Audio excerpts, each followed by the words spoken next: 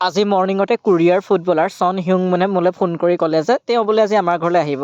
মই বোলো বৰ ভাল কথা, চেলিব্ৰিটি মানুহ আহিছে যেতিয়া সুদামুখেতো পঠিয়াব নোৱাৰি, সেই ভাবি মই কোৰিয়া পালোগৈ, বোলো কিবা এটা খাবলৈকে লৈ আনোগৈ। আজি মই ভাবিলোঁ তেওঁৰ কাৰণে আমি ভাতৰ ব্যৱস্থা নকৰোঁ, তেওঁৰ কাৰণে আজি মই কোৰিয়ান নুডলছ বনাম, নুডলছ ৰাইচ আহক। ৰাইচ, আজি যিখিনি মই ইনগ্ৰিডিয়েণ্টছ ব্যৱহাৰ কৰিছোঁ সেইখিনি একেবাৰে লোকেল নহয়, এইখিনি গোটেইখিনি ফৰেইন। ফ্ৰেন্সৰ এডিথ পিএফ দাদাই উপহাৰ হিচাপে দিয়া সেই বিশেষ কেৰাহীটো জুইৰ ওপৰত তুলি দি চেণ্ট্ৰেল প্লেইনছ অফ থাইলেণ্ডৰ পৰা অনা মাষ্টাৰ্ড অইলখিনি মই কেৰাহীত বাকি দিলোঁ। নাইচ। অইলখিনি অলপ হট হোৱাৰ পিছতেই মই চাইনাৰ পৰা অনা সেই বিশেষ অনিয়নখিনিও মই দি দিলোঁ। চাওক ৰাইচ, কি ধুনীয়াকৈ স্মেল ওলাইছে কেনেকৈ।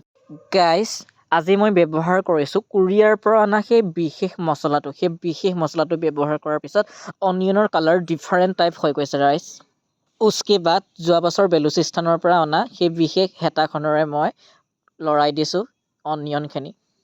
মেডিটেৰিয়ান ৰিজনৰ পৰা অনা বিশেষ প্ৰকাৰৰ ফ্ৰুইট জুচটো আজি মই ব্যৱহাৰ কৰিছোঁ। इसके ব্যৱহাৰ करने के बाद आपका हट तेल बहुत फुट फुटके फुटते है राइस। মুকেশ আম্বানী খুৰাৰ পুতেকৰ বিয়া খাবলৈ গৈছিলোঁ। যাওঁতে দৈৰ টেমা এটা থাকি গৈছিল, লৈ আহিছিলোঁ। ভাবিলোঁ তাৰো এচামুচ দি দিওঁ, অকণমান আম্বানী টেষ্ট এটাও কম্বাইন কৰি দিওঁ। ৰাইচ, এতিয়া সময় হৈ গ'ল হট তেলখিনিত কোৰিয়ান নুডলছখিনি দিয়াৰ।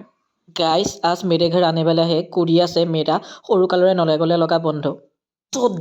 মই ভাবিলোঁ যে মই সদায় ব্যৱহাৰ কৰি থকা ইউনাইটেড ষ্টেটৰ পৰা অনা ব্লেক কাউজনীৰ দুধ অৰ্থাৎ মিল্ক ব্যৱহাৰ কৰোঁ।